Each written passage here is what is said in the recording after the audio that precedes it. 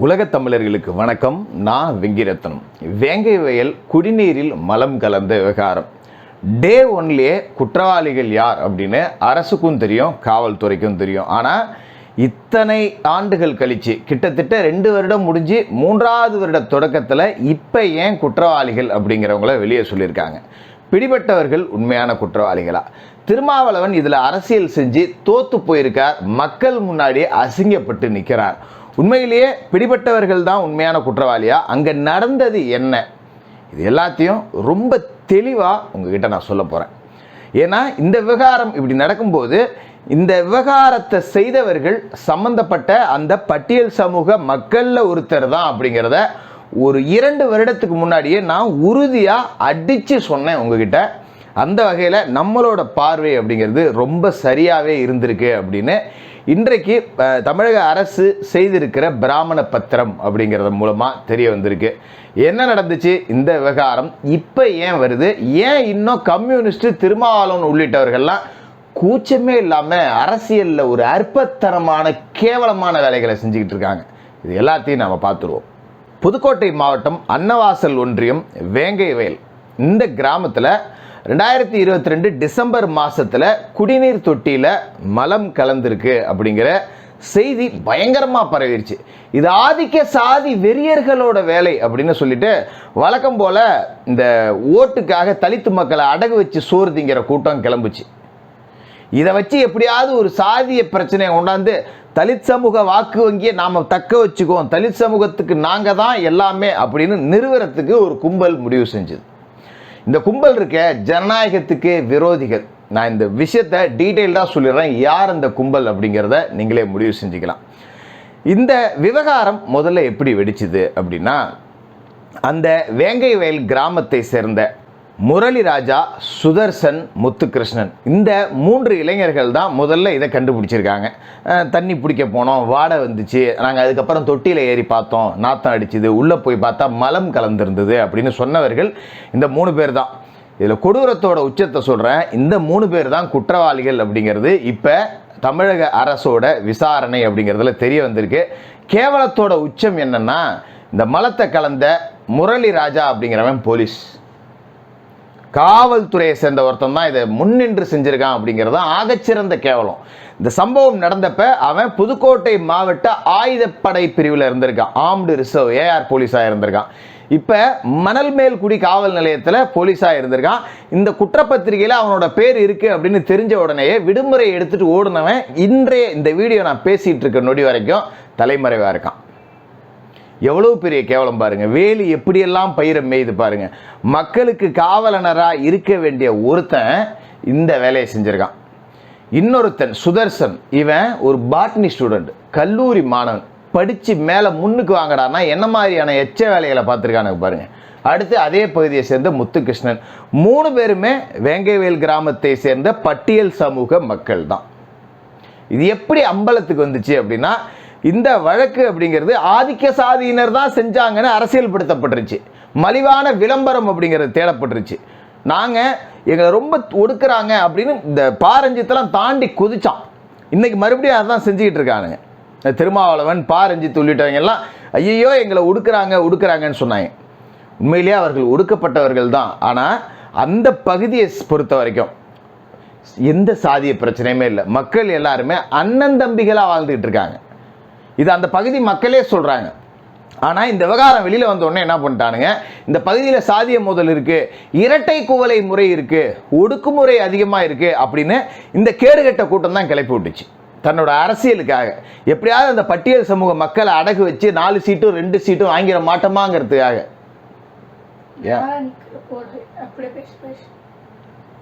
இப்போ அம்பலப்பட்டு போயிட்டாங்க. எந்த அடிப்படையில் இது விசாரணை செய்யப்பட்டுச்சு? இன்னைக்கு திருமாவளவன், கம்யூனிஸ்டுகள் உள்ளவங்களாம் நாளைக்கு அழைப்பு கொடுத்துருக்காங்க, நீங்கள் எப்படி பட்டியல் சமூக மக்களையே குற்றவாளிகளாக சேர்க்கலாம் அப்படின்னு. கேவலமா இல்லை இது உங்களுக்கு? ஏன் பட்டியல் சமூகத்தை சேர்ந்த ஒருத்தன் குற்றமே செய்ய மாட்டானா? இல்லை அவர்களுக்கு மட்டும் இந்த பிஎன்எஸ் இருக்குல்ல அதெல்லாம் பொருந்தாது அப்படின்னு அறிவிச்சிருவோமா? ஒன்று சொல்கிறேங்க, எல்லா ஜாதியிலையுமே கெடுகட்டவன் இருக்கான், எல்லா ஜாதியிலையுமே நல்லவன் இருக்கான். ஒரு குறிப்பிட்ட சாதியை சேர்ந்த எல்லாம் நல்லவன்னு சொல்லிட முடியாது, ஒரு குறிப்பிட்ட சாதியை சேர்ந்த எல்லாரும் கெட்டவன்னு சொல்லிட முடியாது. எல்லா ஜாதிக்கும் வீணா போன 4 பேர் இருக்க தான் செய்வான். அந்த மாதிரி தான் இன்றைக்கி இந்த 3 பயலுக்கு சிக்கியிருக்கானுங்க. ஆதாரத்தோடு சிக்கியிருக்காங்க. எப்படி அப்படிங்கிறத சொல்லுவோம்.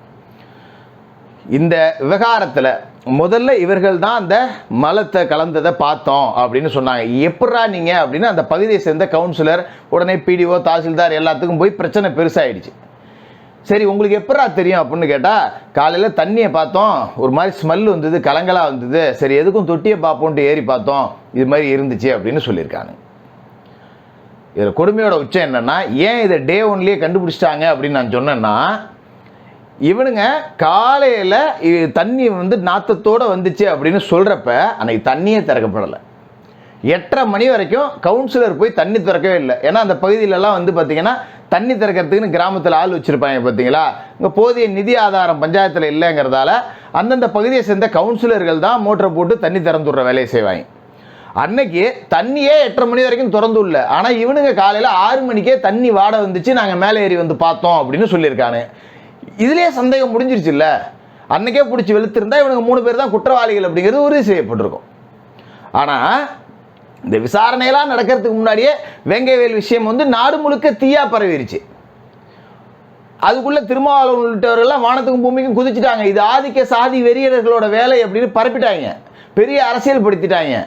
இப்போ இவனுங்க தான் பண்ணினாங்கன்னு உடனே அறிவிச்சிட்டோன்னு வச்சுங்களேன், மற்ற சாதிக்காரர்கள் கோவப்பட்டுருவோம். ஏன்டா நான் எங்கள் மேலே எதுக்கடா வீண் பழி போட்டிங்கன்னு கலட்டிக்கிட்டு அடிச்சிருப்பாங்க.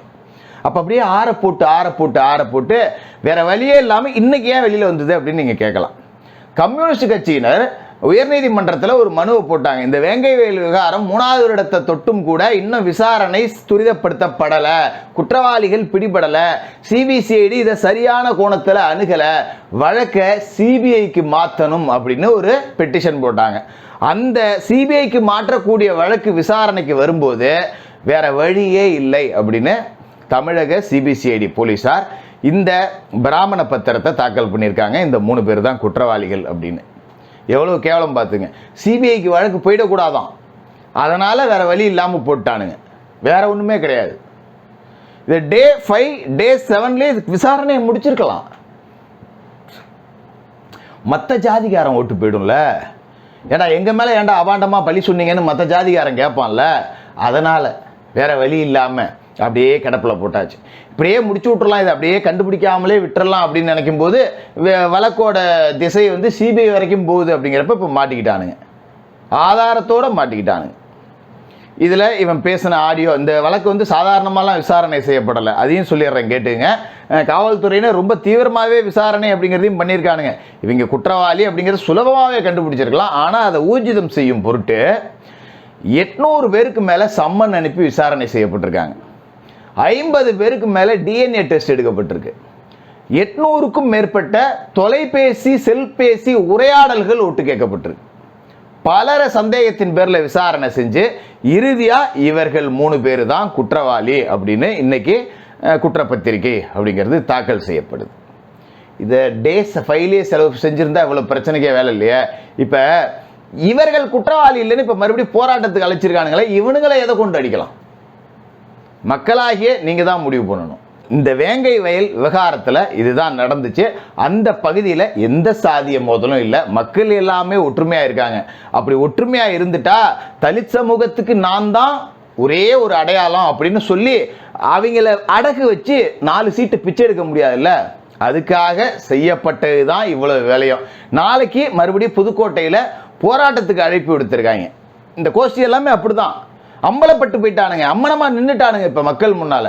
அதை எப்படியாவது மறைக்கணும் அப்படிங்கிறதுக்காக உண்மை குற்றவாளிகளை பிடிக்கணுமா. சரி, இவங்க பொய் குற்றவாளிகள்னு நீங்கள் எதை வச்சு சொல்கிறீங்க? அப்போ உண்மை குற்றவாளி யாருன்னு திருமாவளவனுக்கு தெரியுமா? இல்லை திருமாவளவன் தான் கலக்க சொன்னாரா? இப்போ இவ்வளவு விசாரணைக்கு பிறகு உண்மை வெளியே வந்திருக்கு. உண்மை குற்றவாளிகளை பிடி அப்படின்னா அப்போ உண்மை குற்றவாளிகள் யார் நீ சொல்லு. கேள்வி எழுதா இல்லையா? இங்கே திருமாவளவனுக்கே சம்மன் அனுப்பி விசாரிக்கணும் உண்மையிலே இந்த வேங்கை விவகாரத்தில். இவ்வளவு விசாரணைக்கு பிறகு குற்றவாளியை பிடிச்சிருக்கோம், உண்மை இல்லைன்னா என்ன? அப்போ உண்மை குற்றவாளி உங்களுக்கு தெரியுமா? வாங்க வந்து சொல்லுங்க. முரளி ராஜா, சுதர்சன், முத்துகிருஷ்ணன் இந்த 3 பேர் தான் குற்றவாளி அப்படிங்கிறது ஆதாரபூர்வமாகவே தமிழக காவல்துறை ரொம்ப தீர விசாரித்து தான் எடுத்திருக்காங்க. அந்த வகையில் ஒரு சல்யூட். ஆனால் ஒரு காவல்துறையை சேர்ந்தவனே இப்படி ஒரு கேடுகட்ட வேலையை பார்த்துருக்கான் அப்படிங்கிறது அதை விட ஆக சிறந்த கேவலம். இது எப்படியோ வேங்கை வயல் குற்றவாளிகளுக்கு கடுமையான தண்டனை அப்படிங்கிறது கிடைக்கணும். அது வரைக்கும் தொடர்ந்து குரல் கொடுத்துக்கிட்டே இருப்போம், பார்ப்போம் அடுத்து என்ன நடக்குதுன்னு.